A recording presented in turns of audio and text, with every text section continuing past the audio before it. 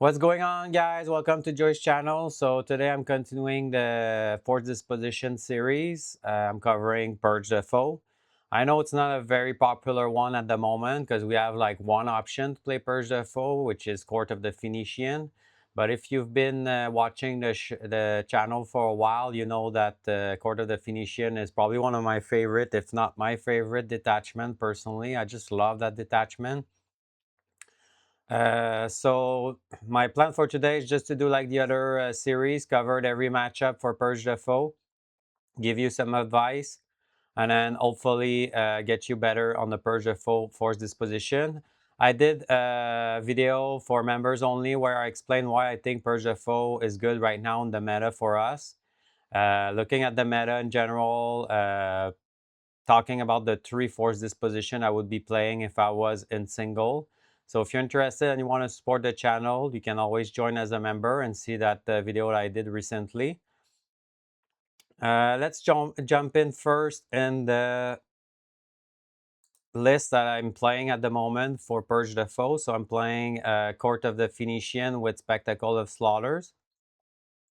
So we have the Winged Demon Prince, Lord Soulstain with 10 Infractors, the Lord Cackle with Noise Marines, Lucius with 6 Flawless plus 2 Speed. We have 1 Tormentor, 6 Flawless with no Overwatch, 2 Mauler Fiend, 2 Rhinos, 1 Defiler Autocannon. Good Purge list will make sure that you do not have tons of units there in case you're facing the mirror. But the thing is, right now, at the moment, because the meta was nerfed a lot for Purge, a lot of detachment lost access to Purge. So for us, it's not as important as before. We still have to take it into consideration, but there's not a lot of meat grinder like day one when we started, where everyone was playing Purge. Now a lot of people move away from Purge, so this is why I think it's great for us right now at the moment. When I go into a tournament, I don't see a lot of Purge.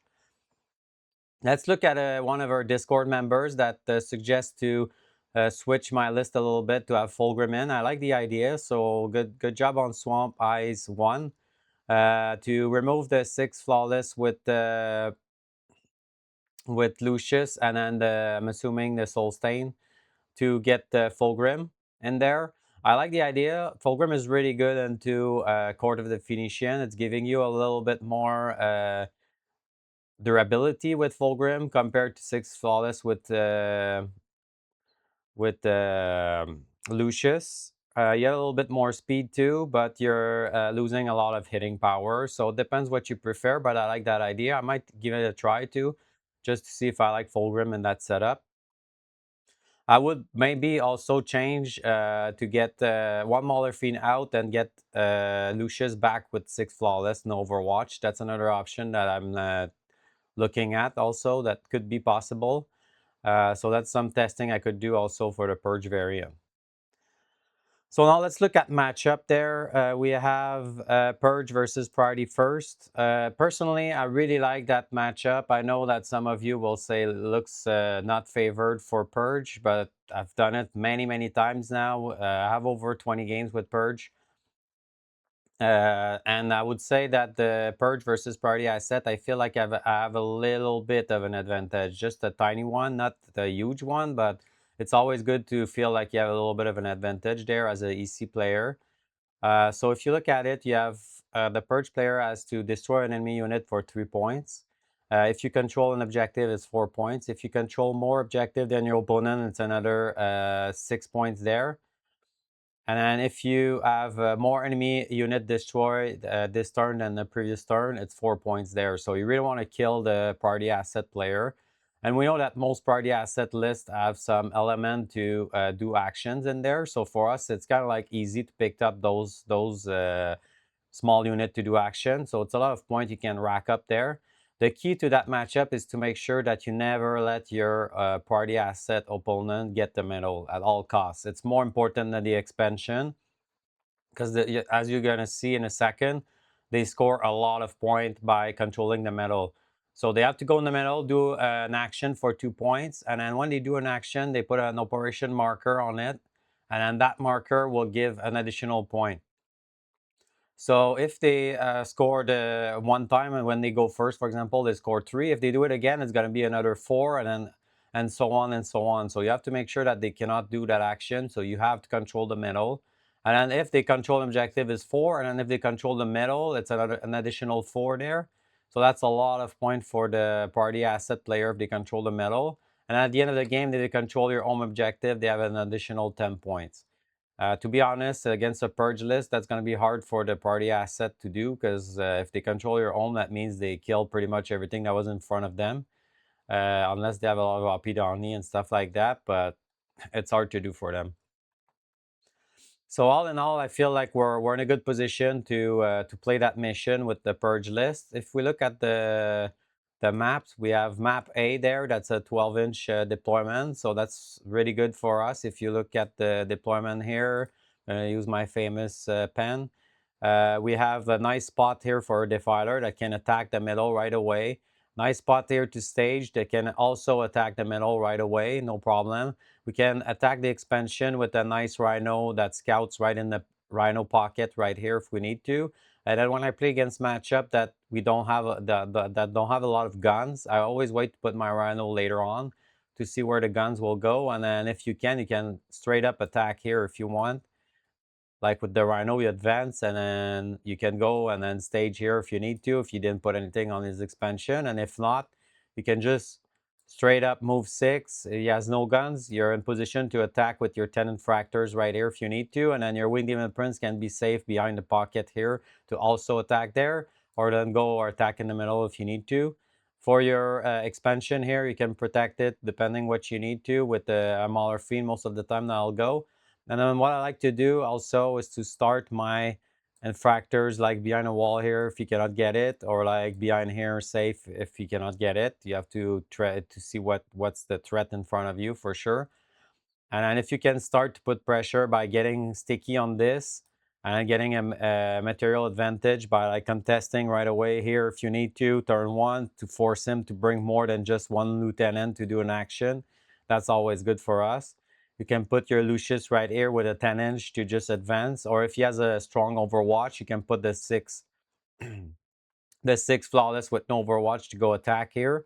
And then your defiler is ready here. Like I said, you have another Mauler Fiend that can also, depending where you need to, like behind here, or like, and then with court you can move through walls, so you don't really care.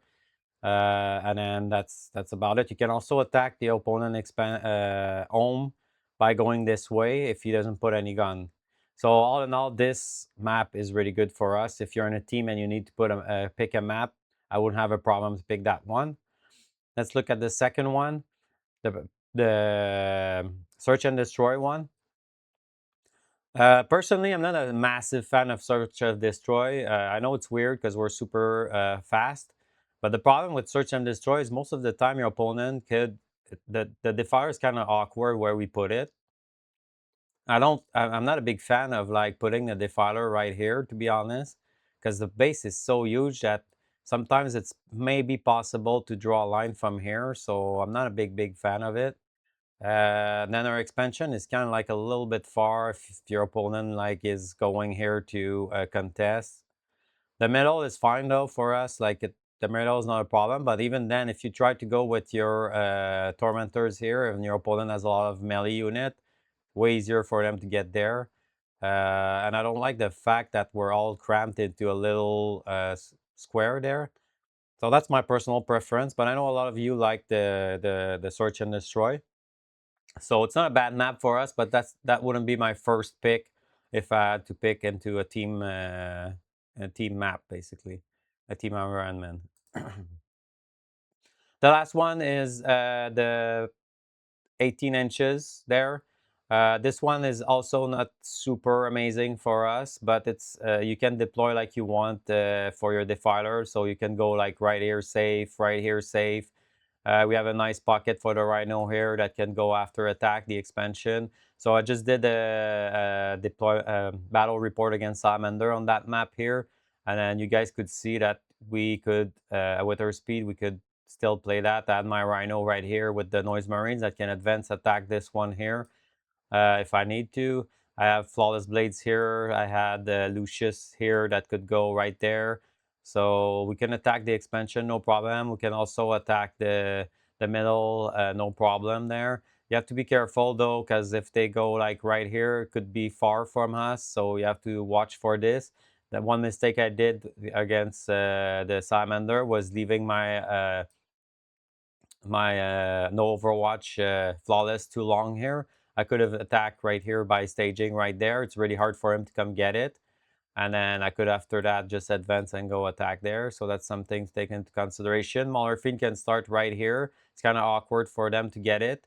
We also have protection for Malarfin. We have -1 to wound, and then I like to use my Malarfin as a bait basically. And most of the time, people won't put enough into it because they'll have cover. They'll have like the -1 to wound if we need to, and then if they damage them, I'm happy because that means that they'll be better anyways. So it's not a bad map for us. It would be my second choice if I had to pick. So I would go A first, then C, then B. But I know that most of you would like the B better than C, but personally, I like this one a lot too. Because in my play pattern, I like to spread my opponent on both flank and attack this way. I really like to do that because with our speed, we can readjust where we need to. And I feel like in this one here, it's harder to do because our opponent will be all together and then they'll move all together basically. And here they have to spread everywhere. So I like to see where my opponent's spreading and then to attack where I need to. So that was it for the Purge versus Party asset. So all in all, I think it's a little advantage for Purge personally. I know most of you won't agree, but that's how I felt. And I've done it many, many times now, and I'm always confident in that matchup. Let's go with Purge versus Recon. This is my favorite to play. I just love that one. It's such a dynamic game. It's so cool. Really fun game. I felt like Purge is a little bit advantage. At first, I thought it was like crazy for Purge, but the more I play against Recon, very good Recon list, the more I feel like it's closer than I thought. Like for example, I play against Ned's Recon, and then yesterday against that crazy Necron that's everywhere at WTC. That can be Purge or Recon. I played the Recon version. That list is so good. It was such a great game. Probably my favorite so far of the edition against that Necron list. That took me all my brain power to play that game because you have to screen like crazy. They can up and down everywhere. They have insane shooting. There's no Catan in there, but the units that are there will just kill everything. It's way better than a Catan. So I understand why on Discord there was a member there. I can't remember his name, Mr. Warden, I think, or something like that. That also plays Necron. Told me that it was going to be a hard matchup, and he was right. It's really hard, but it's a fun one. You have to screen. You have to be patient. You cannot just rush because if you rush, you're dead right away. They kill everything.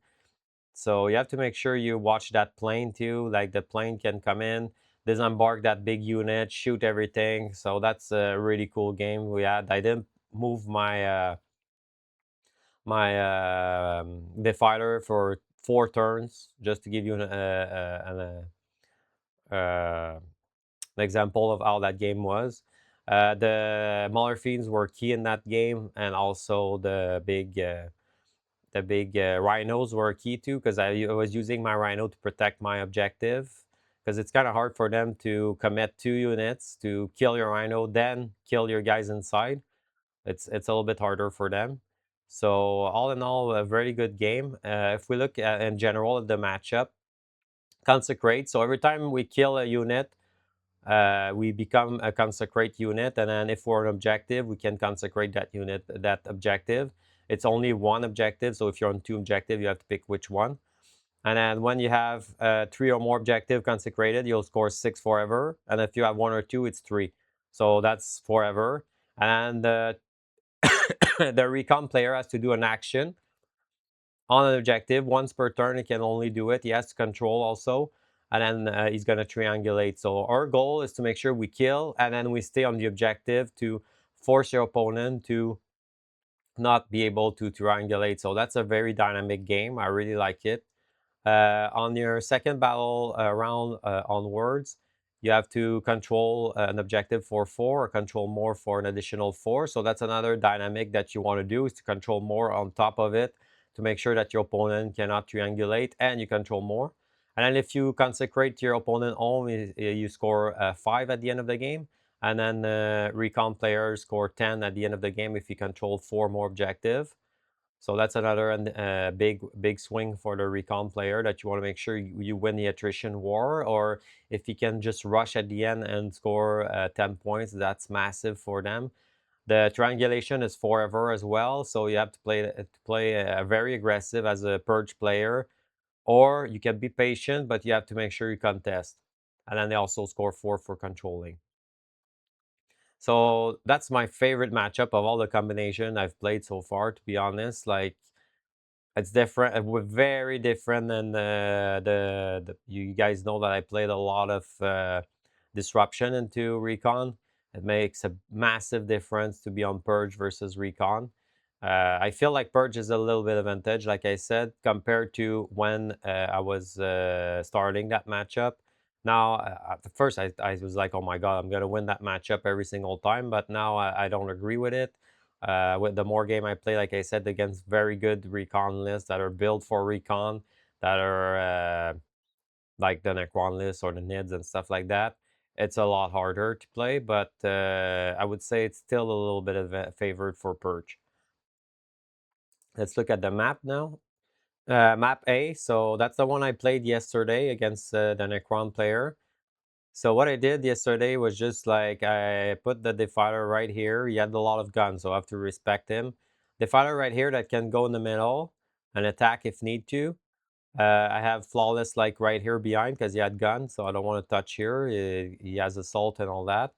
I have Rhino right here that with Noise Marines that can go in my expansion if I need to, or go in the middle if he's aggressive and pushing everything. I'll just advance and shoot everything.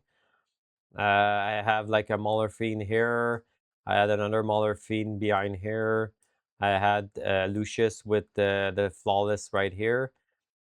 The other Flawless were there. And then over here, I had like the Winged Demon Prince. And then I also had the Rhino here ready to go attack the expansion.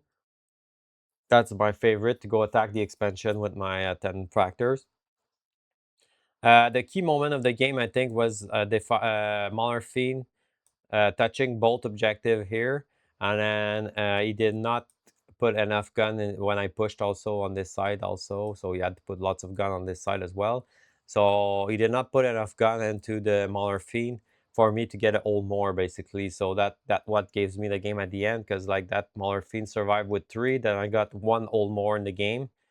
And then this game was so tight that what that old more made the big difference. So all in all, I think that's again one of the map that I liked on my play style. I like to spread my opponent, so that will let me spread my opponent and attack where I need to. So I really like it. Then after, I'll go with the map B. Map B again is good for us. That deployment is so good for us because we're right into their face. We don't have a big gap to close. We have a nice Rhino here that we can put to go attack. I played recently in a team against Eldar with that map here. So we can put the Winged Demon Prince right here, go attack the expansion. Same thing with Rhino there if we need to. We have a nice big Defiler right here that can go on the middle on both sides if we need to. Noise Marines Rhino can start either here or there, then advance attack the middle. You also have over here a nice pocket for Flawless to go on our expansion if we need to. So that's a great map for us right there. And then the map C is a weird one there. It's it's a little bit harder to attack the expansion. You have to scout here with your Rhino, but your opponent will have ways to shoot here if he needs to. Like, he can advance and have fast gun and then shoot you there. Defiler cannot really go here because then he's gonna touch most likely here, and then your opponent can attack this way and see your Defiler. So it's a weird one, to be honest. You can always put your Defiler here to be safer, but then you're far from this one there that I don't like. So this one is clearly the last one I want to pick if I'm a purge and I'm a team environment. So if you play against somebody, take that into consideration. This one is not really great for us. You can also stay safe and then go and do the triangulation here easily. doing the triangulation here, it's easy for them also. So it's not a very good one for us, this one.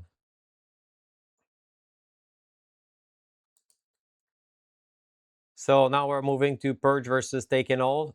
Not gonna lie, guys, this one I haven't done it a lot. There's I don't know why. I always end up not being against Take and Hold.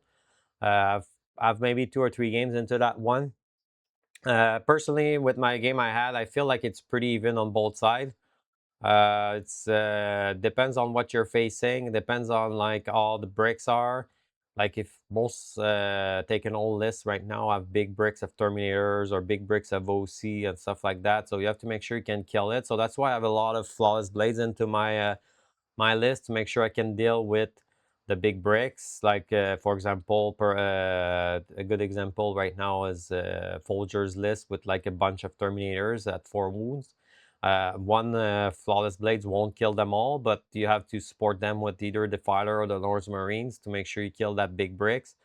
We have fight first after. We can reactive. Like you never know what's gonna happen against custodies, but you have to put all the chance on your side with combining shooting and melee. You don't just go with one melee unit because then you're screwed. You're not gonna kill it for sure. On odds, you don't kill the full Terminator brick there, so you have to make sure you have shooting as well. You do not just go with melee because then if you go with melee, they're just gonna kill you basically. They're gonna either interrupt, heroic, or stuff like that, and they'll kill you. So the matchup is you have to destroy one enemy unit for 3 points for the Purge player. You have each objective you control is 4 points. You control one more objective that you do not control at the start of the battle. It's the round. I mean, it's 3 points, and then at the end, if you control one or more central objective, that's 5 points. So you can have a 5 points at the end. That's pretty reliable if you make sure that you win the attrition war and you still have stuff on the table at the end. On the taken all players, you have you control one or more central objective for 3 at the end of your turn. For each objective you control, you score 5, and then for each objective you control at the end of the battle, it's another 5. So if you look at this, you want to make sure that as a Purge player that you kill as much asset as you can, because at the end of, if your taken all player is going second, he's going to try to play that long game and he's going to try to score that big 15 at the end there. So make sure that if you go first, you're already staging aggressively and then you start to kill quickly big bricks, because other than that, at the end of the game, we're going to lose with that big flip of 15 points at the end. Let's look at maps now. So that's what helping us a lot too. There's 4 objectives. So it's not one big one in the middle, because other than that, the taken all players will just like sit a billion OC on the middle and then will be no games for us. But because it's split, I really like it. We still have lots of games there. There's 2 in the middle. And we have the 2 expansion as usual. This one is a good one for us. We can still stage here and then go attack the expansion and then go attack this one. This one also is pretty close to us, not a problem. And then our expansion is super quick here. The quick to access here. The problem for us though is to go and attack the home objective. So the opponent will probably score the home. Let me check if they're excluding your home objective for your 5 points here, and then excluding your home at the end. So for us, it's not the end of the world if we don't attack the home. They're not gonna score it anyways. Then after that, so all in all, I think that's a good map for us. Map B, again, a big search and destroy. In this case, this search and destroy is not that bad for us. Reason why is we can attack right away the taken all list if we need to. Like we can be super aggressive and attack right away. Like I said, if you're going first, you have to stage an attack. So you want to make sure you have access to the objective pretty quickly. The one that's going to be a little bit awkward is here, but we have a nice staging point right here. So you can, like always, depending on what you against what you play, most people will have trouble to go with guns right up to here turn 1. So you can go here and stage right there. And if you want to put gun here and then shoot your rhino, you can still disembark behind a wall safe. So that's not bad for us, unless you can bring lots of guns and then also kill your infractors. If he brings guns here and kill your rhino, then you can attack whatever he brings here. So it's really good for us. For the taken hold player, it's going to be hard to come and contest over here, because most taken hold lists won't have tons of stuff that go quickly with lots of OC and come here. They'll have more like big bricks of OC or stuff like that, like custodies and all that. So all in all, I think this map is also good for us. And then let's go to the last one, the map C, where we have to spread like this on 18, armor and anvil. This one is a little bit awkward for us. Reason why is that they can park a brick right here, and it's a little bit far for us to reach it unless we stage behind here. So it depends on who's going first or second. And then also over here, we can attack from here to here. It's not that bad, but it's a little bit farther, so you can miss some charge, and then you don't want to miss charge in front of like 10 Terminators, for example, because he's just going to pick you up after. Or same thing against like Alaris Terminators and stuff like that. It could be a little bit harder, especially if he has reactive move. Also, he can reactive back safe here. So I'm not a big fan of that one. That would be my last choice for the take and hold matchup. Then we move to Purge the Foe versus Disruption. So Purge the Foe versus Disruption, you guys know I think Disruption is favored, but now that they split the objective in the middle, to be honest, ironically, it's helping a little bit more Purge. A little bit more. I still think Disruption is favored in that one. So if we check the condition, we have the Condemn unit where it's 5 points. Condemn is kind of like the old... what's the name again? Kill a unit, basically, that we mark for that. Yeah, the whole mark for that, where we have to pick a unit and kill it. It's have to be either that they kill us before they're on an objective, or if we don't have those conditions, we can pick any unit we want.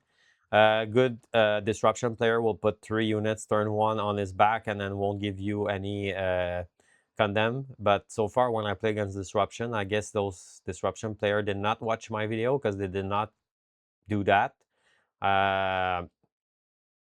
So for me, so far, I always end up having that 5 points turn 1. That's a big difference. Then after that, you have the control more objective for 5, and then you control an objective for 4, and you have your opponent homes for 8 at the end. So that's something also I try to play a lot. That big 8-point swing is massive at the end, so you have to stage yourself when you're the Purge player to make sure you can get your opponent home. That's a lot of what I was when I was disruption, when I was playing against Purge. A lot of Purge players were not doing that. So that's a big saving grace for the matchup if you can go get the home objective, which we are good at with our speed, to make sure that we keep fast wing demon prints or something like that alive to go on the back at the end of the game. On the disruption player, he has to kill. He has basically 2 points by any kills that he does. Then that's why it's important in that matchup to have not a lot of units there. So that's good for us. Then you control 1 or more objective. You score 4. And then if you get back at the end of your turn, you get back the central objective plus 1 expansion. You got a 3 there. The problem is that now they split the objective. Why I think it's better for us? Well, first, it's giving us 1 more option to have to control more. And then the other thing is that if we look at the map here, yes, it's going to be easier for the opponent to get that 3 points back. But by having only 1, it was easier for the opponent also to kill us, because we have to go in the middle, put something to contest or just kill, and then he's going to kill us back. But now we can control a little bit more the kills that we give to our opponent. And then, like I said, it's giving us a better option also to get that extra control more, because there's 1 more objective. And then the control mode is giving more points to us than to him for controlling 1 expansion and the middle. And then if you're super aggressive and attack your opponent expansion like I like to do, then it's going to be harder for them to get that 3 points now. And then for the Purge player, it's easier to get that control more. So all in all, I think ironically, they were trying to help disruption by doing that, but they helped the Purge player. If we look at that map here, we're right like a millimeter away from this one here. So that's like we can attack anything we want super quickly with this map here. What I don't like again is that pocket for the defilers could be awkward a bit. You can start it here to be safer, but then you're not very close to that objective if you need to. We have a super aggressive pocket here to go attack the expansion. So that's really good for us. And then over here, we can protect our expansion with like 5 Tormentors if we need to pretty easily. It's going to be hard for the Disruption player to come and get this turn 1. And then we can have like Malarfin ready to attack this way. And then a Defiler, like I said, right here that can go there if we need to support depending on what's going on. Or the Defiler can be right here ready to attack anything he wants. So all in all, very good map for us here for the Purge against Disruption. Map B, a little bit more awkward for the Purge here because it could be awkward to go get this one. The Disruption player can play to get 3 points here all the time if he needs to, and then make sure he keeps his expansion at all costs, and then start killing. So this one is a little bit harder for us. You can also stage right here, Chem Attacker expansion if he needs to. And then the back is a little bit harder also to get because well, you want to stage here and then go there, but then there's a big terrain right here, and then a little bit harder to get the back. So all in all, this one's a little bit harder for us. So that would be my last choice in the matchup if I had a choice. Because this one here is amazing for us. This deployment is just crazy for us. Like you guys know, if you played a lot of game now, this is just crazy for us. Like we're just right into their opponent face everywhere. Like right here, right here, right here. Like we're everywhere. We can attack the home right there. It's hard for opponent to deal with something on the side that you put here last second if you didn't put any guns here. So we just go this way. We can rush there if we need to. Defiler pocket right here if we need to. Defiler pocket right here if we need to. This is my favorite because we can go right in the middle, attack everything we need to. Then we have a nice staging point right here as well. So I played that matchup against a very good Death Guard player that was on Disruption. No problem pulling a 15-5 just because this map is crazy for us. Like we can attack, right? Even turn 1, I was here with the Rhino Scout, attack like his big Poxwalkers here because I just go and then advance and then just attack the Poxwalkers right here. So that's an insane map for us. So this is the first choice of course for that matchup. Then the big one. So all in all, so far we're a little bit favored into party asset, a little bit favored into recon, pretty even into taken all, a little bit disfavored into disruption, but for some reason most disruption players right now are not playing the matchup right on my meta. I don't know about you guys, but technically we're the disruption players should be a little bit favored. And then the last one, this is where we're not favored. I think it's the mirror. So meat grinder, purge versus purge. So it's pretty simple. It's you score 3 points for killing a unit. You control one of them objective is 4 points, and then after that it's a kill more basically, or if you control your opponent home objective. So the kill more is 5 points, and this is where it's going to be rough for us because a lot of purge lists that are hot at the moment in the meta. There's not a lot, but the one that I've seen, it's tough for us. So the first one will be, I think that watch will come back a lot. Just in my meta right now, there's 2 or 3 that dust off the Death Watch and are playing it. Very, very hard matchup for us because they have crazy guns. They can up down everywhere. They can snipe the unit that they need to. They don't give a lot of kills, so it's a very hard matchup. Second one that's like probably the worst matchup I ever played in my life is the Blood Legion matchup with all that that you see at WTC that Francois Lalonde is playing at for Team Canada. My God, this list is awful for us. Like it's, I don't even know how we can. It's very rare that you'll hear me saying that, but I don't know how you can win that as a EC player. It's just like insane the damage they do. If we move close to them, they can blood surge into us. Everything that they charge do mortals. Like it's just crazy. Like I've tried it, and every time I got 20 nil, and it's very rare that I get 20 nail, but this one I don't know how to do it.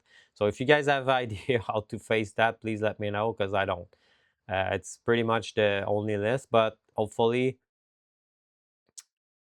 In Carnival, I had some games. I was really close, but with Purge, no way. Like in Carnival, you can screen with all the trash unit that we have, and then hope that they don't like charge and one shot with the the mortal wounds. Most of the time, they won't. And then after that, they have to kill the that, and then we can clap back. But even then, it's super hard. Uh, but Purge versus Purge, we don't have enough screen to screen that. They just deep strike turn one if they need to, or turn two rapid ingress. They'll charge everywhere, debuff you with the Red Master, kill everything they touch. It's pretty crazy. But every list has bad matchup, and then hopefully a lot of people don't get that list. And then also there's the fact that it's probably going to get nerfed because they finished second on the War Master that list, and then now we have also a WTC 2 players that are playing it, and I'm sure they'll do great. So I'm sure it's going to be demons will be hit pretty hard, like everywhere on the demon side. So that's going to help for sure. So that's the two big lists that are purged at the moment that I know of in my meta. I don't know if you guys have other ones. Normal purge lists, other than that, like I've played against like Admet Purge or stuff like that. We don't have problems. But even the Necron one, I just did it in the Recon version. But in the Purge one, it's going to be hard. I think we have a better game than in Blood Legion or Death Watch, but it's still going to be a hard one. So all in all, I think this is where we're not favored, but this is why I like Purge at the moment, because we don't have a lot of Purge in the meta, and then you can cover everything anyways. So when you go into a tournament, you have to take that into consideration, and then hopefully you dodge your bad matchup. And then this is a bad one for us, and I've said it since day one. I still think it's very bad, but there's not a lot in the meta at the moment. So that's why I would be comfortable to bring Purge into a GT or like into a tournament, no problem. For those of you that haven't seen the members video, the two others that I'm comfortable to bring at the moment into a single environment will be Recon and Taken Hold. That's it for today, guys. I hope this will help you, and then see you on the next one.